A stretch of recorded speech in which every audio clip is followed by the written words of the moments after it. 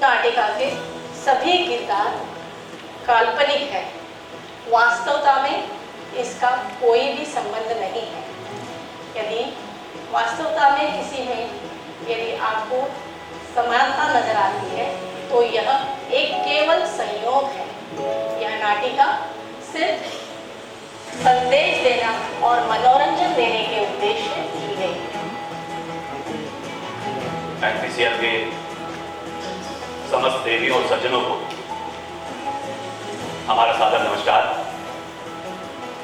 सतर्कता जागरूकता सप्ताह की समापन संध्या पर एनपीसी स्टाफ क्लब के सौजन्य से एनपीसी मुख्यालय के कलाकार प्रस्तुत करने जा रहे हैं एक छोटी सी लघु नाटिका जिसका शीर्षक है सूरज डूब गया।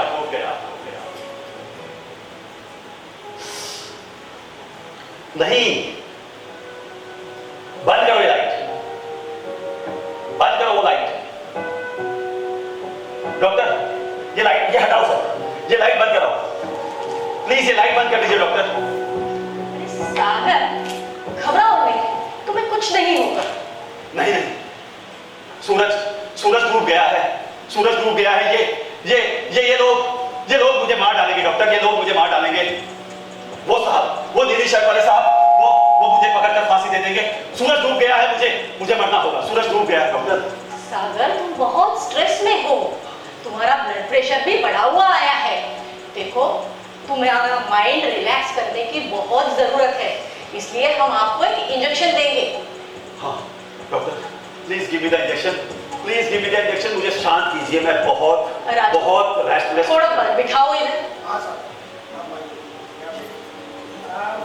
सिस्टर, वो माइंड काम करने वाला इंजेक्शन ले आना। मैडम, वो जो T40 है क्या? हाँ, वही T40 वाला। सूरज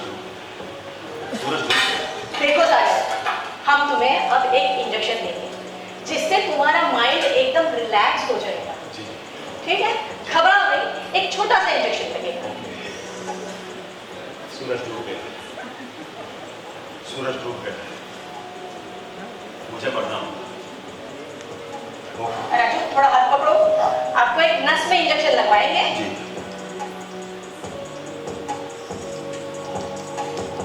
रिलैक्स रिलैक्स, गहरी गहरी सांस लो। Yes, very good, very good, very good. Done.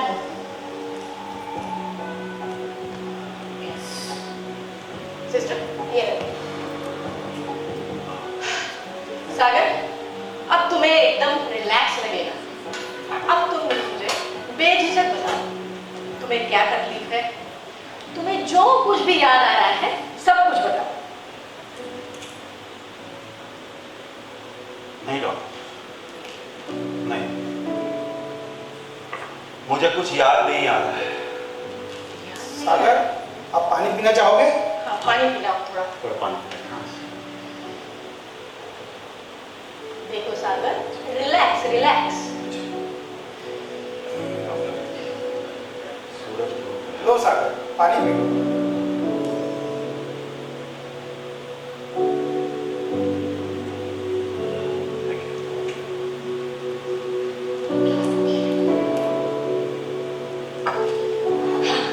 Now feeling better? थोड़ा बेटर। ठीक है, तो अब तुम मुझे खुल के बताओ क्या हुआ है तुम्हें।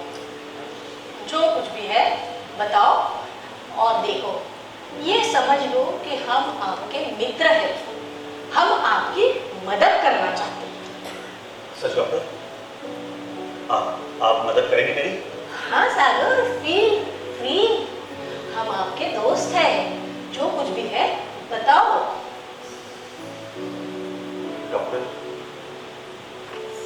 डॉक्टर, इन दिनों मैं किसी पे विश्वास नहीं कर पा रहा हूँ, लेकिन मुझे लगता है कि मैं आप पे विश्वास कर सकता हूँ। ये बात मैं सिर्फ आपको बताना चाहूँगा। आप प्लीज अपनी स्टाफ को बाहर जाने दीजिए।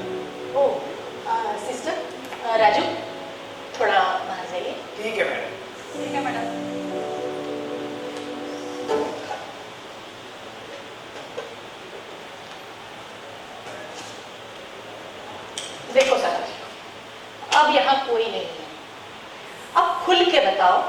तुम्हें क्या परेशानी है, क्या तकलीफ है? जी जी डॉक्टर, कोई नहीं है, कैमरा भी नहीं, कुछ नहीं। बताओ, घबराओ नहीं। डॉक्टर, दरअसल ये बात लगभग 20-21 साल पुरानी है। 21 साल पहले एक गरीब घर में एक नन्हे बालक का जन्म हुआ।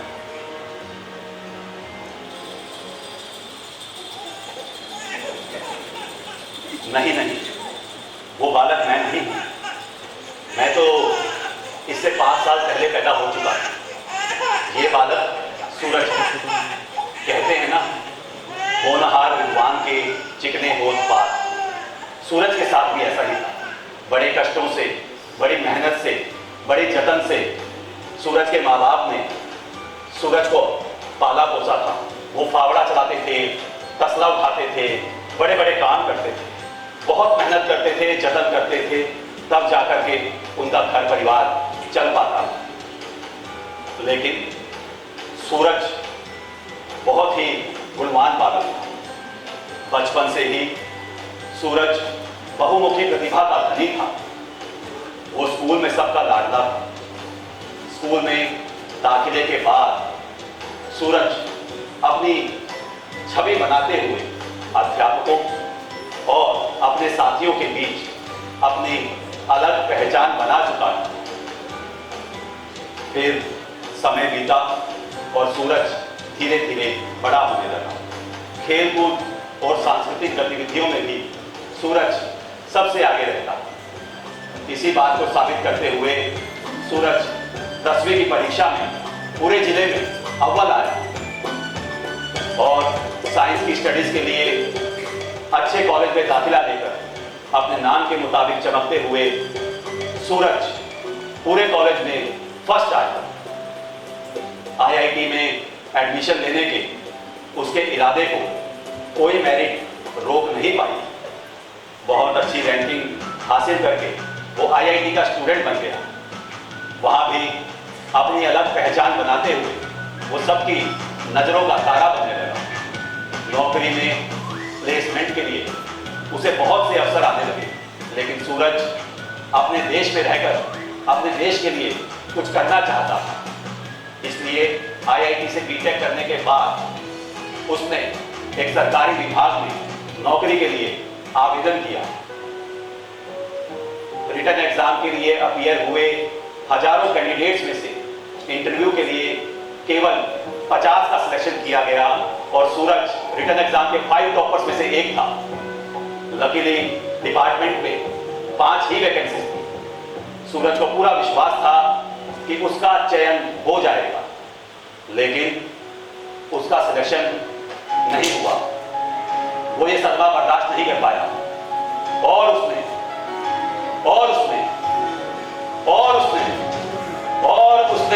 आत्महत्या कर ली।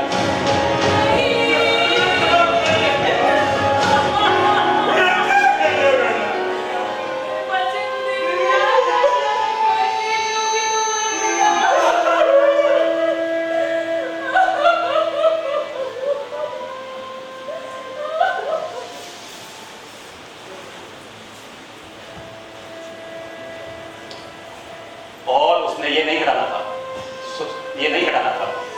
और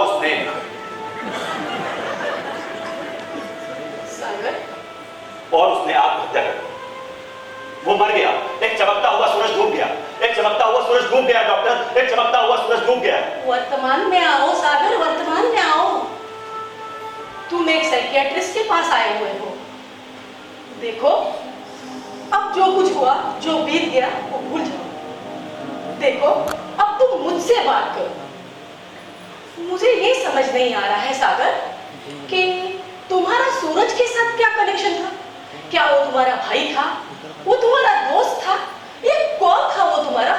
नहीं डॉक्टर, ना तो वो मेरा भाई था, ना वो मेरा दोस्त था। कोई नहीं था वो मेरा, कोई नहीं था। तो फिर तुम्हें इस बात की परेशानी क्यों? डॉक्टर, क्योंकि मैं उसी डिपार्टमेंट के एडमिनिस्ट्रेशन डिवीजन में एक एडमिन ऑफिसर हूं। तो इसमें इतना परेशान होने वाली कौन सी बात है? डॉक्टर, हमारे सीनियर्स ने बहुत से पैसे लेकर के उन 5 कैंडिडेट्स का सिलेक्शन किया और सूरज को जानबूझकर फेल कर दिया। ओह, सो रबिश। पर सूरज ने हिम्मत नहीं हारनी चाहिए थी। उसे ये पता होना चाहिए था कि ये कोई आखिरी मौका नहीं है उसके लिए, और कभी भी परेशानियों से हार कर सुसाइड कर लेना यह कभी अच्छी बात नहीं होती है। ये कोई अच्छा विकल्प भी नहीं है। इसलिए सागर, उसने जो किया वो बहुत बुरा किया। उसे तो और भी कई मौके मिलते नौकरी पाने के। जी आप बिल्कुल सही कह रही हैं कि परिस्थितियों से हार करके सुसाइड कर लेना किसी समस्या का हल नहीं हो सकता। लेकिन सूरज लाचार हो गया था। उसके पास कोई चारा नहीं बचा, क्योंकि उसे पता चल गया था कि वो एक बहुत बड़ी साजिश का शिकार हो चुका है। साजिश का शिकार हो गया है? जी। पर कैसे? क्योंकि उन 5 सिलेक्टेड कैंडिडेट्स में से एक कैंडिडेट उसका दोस्त था, जिसके फादर ने अपने बेटे के सिलेक्शन के लिए किसी सीनियर ऑफिसर को 10 लाख रुपए दिए। और ये बात उस दोस्त ने खुद सूरज को बताई डॉक्टर। जी। लेकिन इसमें तुम्हें इतनी मन में लगाने वाली कौन सी बात हो गई? तुम क्यों इतने परेशान हो रहे? डॉक्टर, परेशानी की सबसे बड़ी वजह यही तो है, यही तो परेशानी की सबसे बड़ी जड़ है। मैं उस सिलेक्शन प्रोसेस का हिस्सा था और अपने सीनियर्स को वो 50 लाख रुपए देते हुए मैंने अपनी आंखों से देखा है। लेकिन मैं डर गया था और लाख चाहकर भी मैं उस गलत काम को नहीं रोका। फिर एक दिन मैंने अखबार में सूरज की मौत की खबर पढ़ी। मैंने सूरज और उसके घर वालों के बारे में पता लगवाने की कोशिश की। तब मुझे एहसास हुआ कि एक गरीब घर में जन्मा होनहार और ब्रिलियंट कैंडिडेट भ्रष्टाचार के सागर का शिकार हो चुका है। वो सागर मैं हूं डॉक्टर, वो सागर मैं हूं। सूरज मुझ में डूब गया है। मैं सो नहीं पा रहा, मुझे अपने आप से नफरत हो रही है। मैं प्रायश्चित करना चाहता हूं डॉक्टर, लेकिन अब क्या फायदा? एक जिंदगी को मौत में तब्दील कर दिया है मैंने। सागर, ये जो कुछ भी हुआ बहुत बुरा हुआ, पर मैं ये नहीं कहूंगी कि इसमें तुम्हारा कोई कसूर नहीं है। पर being a psychiatrist, I cannot let you undergo this stress. I cannot see you in this condition. इसलिए मैं तुम्हारा इलाज जरूर करूंगी, पर उसके साथ साथ मैं तुम्हें एक सलाह देना चाहती हूँ। देखो, तुम सागर हो और सूरज हमेशा सागर में डूबता है, पर हाँ, तुम एक नए सूरज के उदय का कारण जरूर बन सकते हो। इससे तुम अपना प्रायश्चित भी कर पाओगे। अच्छा, कैसे? वो कैसे डॉक्टर? प्लीज बताइए ना, वो कैसे? लाखों सूरज को डूबने से बचाकर सागर। लाखों सूरज को डूबने से मतलब तुम इस करप्ट सिस्टम का खात्मा कर सकते हो। हाँ, मैं करप्ट सिस्टम का खात्मा करना चाहता हूँ। मैं भी चाहता हूँ कि करप्शन का नामो निशान मिट जाए, लेकिन मैं अकेला इस सिस्टम से कैसे लड़ूं? मेरा भी परिवार है, मुझे भी रोजी रोटी कमानी है। अगर मैं इनके खिलाफ गया तो ये लोग मुझे ही दोषी बना करके नौकरी से हटवा देंगे, और मैं इतने बड़े सिस्टम से नहीं लग पाऊंगा डॉक्टर। मैं इतने बड़े सिस्टम से नहीं लग पाऊंगा। ये लोग नहीं सुधरेंगे। कोई इनका बाल भी बांका नहीं कर सकता, कुछ नहीं बिगाड़ सकता कोई इनका। ऐसी बात नहीं है सागर, नहीं है। तुम सीवीसी में इसकी शिकायत दर्ज कर सकते हो। वो लोग इन्हें नहीं छोड़ेंगे। हाँ, वो लोग इन्हें नहीं छोड़ेंगे और ये लोग मुझे नहीं छोड़ेंगे। आप जानती है ना सत्येंद्र दुबे तो क्या हुआ? उसने भी तो शिकायत दी थी, उसकी हत्या करवा दी गई। सागर, इसमें घबराने वाली कोई बात नहीं है। देखो, आजकल कानून एकदम मजबूत हो गया है, अब पहले जैसी बात नहीं रही है। देखो, मैं एक गवर्नमेंट ऑर्गेनाइजेशन में विजिटिंग साइकियाट्रिस्ट तरीके अपनी सेवाएं प्रदान करती हूँ। वहाँ के सीवीओ मेरे बहुत अच्छे दोस्त हैं। उनके साथ बातचीत के दौरान मुझे ये पता पड़ा है कि सीवीसी के तहत एक पिड़पी एक्ट है। इस पिड़पी एक्ट के तहत यदि तुम शिकायत दर्ज करते हो तो आपकी आइडेंटिटी डिस्क्लोज नहीं की जाती। यानी सागर, तुम यदि शिकायत करोगे तो इसका किसी को भी पता नहीं चलेगा। और फिर तुम अपना प्रायश्चित भी कर पाओगे और इससे तुम्हें मन की शांति भी मिलेगी और तुम कई सारे सूरज को डूबने से बचा पाओगे और ये मन की शांति तुम्हारी ये तकलीफ और भी कम कर देगी। हाँ, सही कह रहे। लेकिन लेकिन ये बात सच है ना कि किसी को पता नहीं चलेगा अगर मैं वो कौन सा है क्या पिड़पी एक्ट सागर, पिड़पी एक्ट। हाँ। इस एक्ट के तहत यदि तुम शिकायत करोगे तो तुम्हारी आइडेंटिटी डिस्क्लोज नहीं होगी और मैं तुम्हें वचन देती हूँ कि मैं ये बात किसी से भी नहीं कहूंगी क्योंकि being a psychiatrist, being a doctor, ये मेरा फर्ज है, ये मेरा धर्म है, ये मेरा कर्तव्य है कि मैं अपने पेशेंट की कॉन्फिडेंशियलिटी को बरकरार रखूं। इसलिए सागर तुम निश्चिंत होके सीवीसी में इस एक्ट के तहत उनकी शिकायत दर्ज कर सकते हो।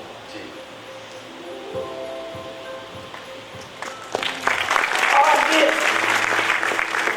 सागर ने इस बात पे विचार करना शुरू कर दिया। मेरी बताई हर बात सागर के दिमाग में गूंजने लगी, उसमें कानों में यही गूंज आने लगी। फिर उसे एहसास हो गया और उसे विश्वास हो गया कि मैंने बताए इस बात पर चलकर न केवल उसे मन की शांति मिलेगी पर वह गुनहगारों को सजा दिलाने में कामयाब रहेगा। इसलिए सागर ने और हिम्मत जताई और उसने दिल्ली सीवीसी कार्यालय में सेक्रेटरी सीवीसी के पास अपनी शिकायत दर्ज कर दी।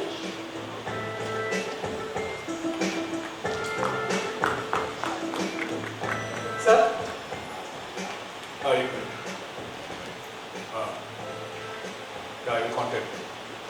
हाँ सबने बोलो। सर पिड़पी के तहत एक और शिकायत आई है।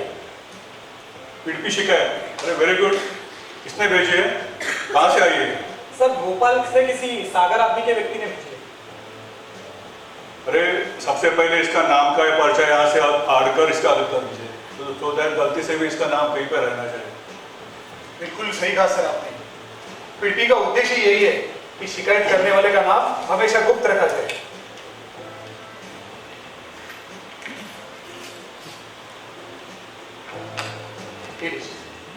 हाँ अब ये सही है। सर एक बात पूछूं? हाँ पूछो।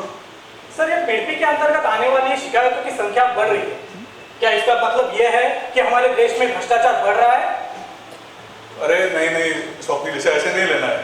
पिड़पी के अंतर्गत शिकायतें बढ़ रही है इसका मतलब यह नहीं है कि भ्रष्टाचार बढ़ रहा है। पिड़पी के अंतर्गत अपनी पहचान गुप्त रखे जाने से आप लोग खुलकर सामने आ रहे हैं, शिकायत कर रहे हैं, भ्रष्टाचारियों का भंडाफोड़ कर रहे हैं। अरे मुझे तो इस बात की खुशी है कि भ्रष्टाचार का नामो निशान मिटाने की अब एक नई शुरुआत हुई है। हमारे प्रधानमंत्री जी भी कहते हैं ना, we have zero tolerance towards corruption. देखना भारत जल्दी भ्रष्टाचार मुक्त हो जाएगा। सर आपने बिल्कुल सही कहा है।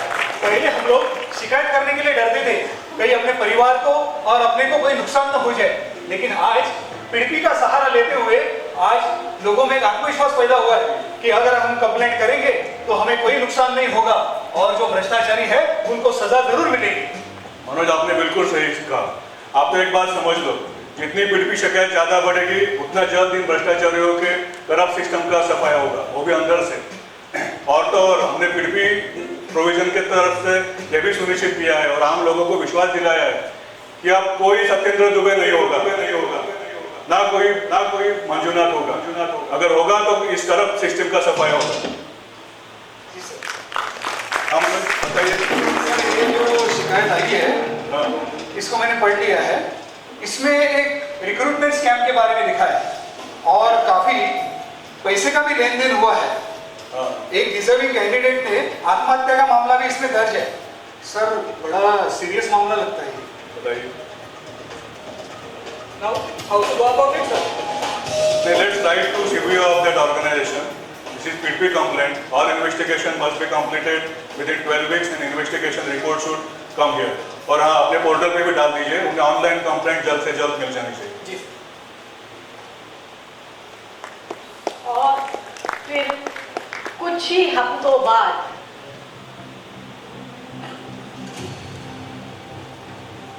Good afternoon sir. हाँ मनोज बोलिए। सर वो रिक्रूटमेंट स्कैम वाला मामला। अच्छा वो एक जो कैंडिडेट की आत्महत्या का मामला था। हाँ हाँ वही। हाँ। उसकी इन्वेस्टिगेशन रिपोर्ट आ गई है सर। ओके। और वो भी टाइम के पहले आ गई। इसको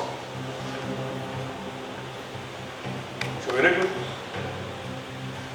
हाँ स्वप्निल देखिए आपने रिपोर्ट जी क्या सर। कर रहे हैं सीओ साहब?